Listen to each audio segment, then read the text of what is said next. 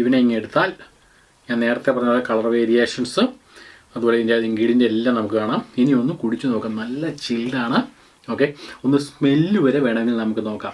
Smell നോക്കിക്കഴിഞ്ഞാൽ സാധാരണ smell നോക്കിക്കഴിഞ്ഞാൽ നമുക്ക് ഈ ജാക്ക് ഡാനിയലിൻ്റെ ഒരു ഫ്ലേവറിൻ്റെ ഒരു മണം നമുക്ക് എല്ലാവർക്കും അറിയാം. ആ ഒരു മണം പ്ലസ് നമ്മളിട്ടിരിക്കുന്ന ലെമണിൻ്റെ ഫ്ലേവറുണ്ട്, അതിൻ്റെ സ്മെല്ലുണ്ട്, പുതിനയുടെ സ്മെല്ലുണ്ട്, നമ്മളിട്ടേക്കുന്ന ഈ തക്കോലത്തിൻ്റെ സ്മെല്ല് വരെ നമുക്ക് ഫീൽ ചെയ്യാൻ പറ്റും.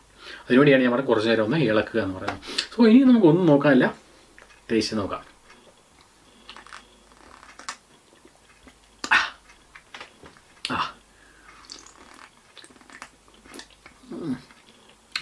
ഗംഭീരം. ഇപ്പം പ്രത്യേകത വെച്ചാൽ നല്ല സ്വീറ്റാണ്. ഈ പറഞ്ഞ ജോണി വാക്കറിൻ്റെ ആ ഒരു ഫ്ലേവർ ഉണ്ടല്ലോ, ഒരു ലൈറ്റ് ഫ്ലേവറാണ് ഈ ജോണി വാക്കറിന്, അതിൻ്റെ ഒരു ഫ്ലേവർ. പിന്നെ നമ്മളിട്ടേക്കുന്ന മറ്റേ ഇൻഗ്രീഡിയൻ്റ് എല്ലാം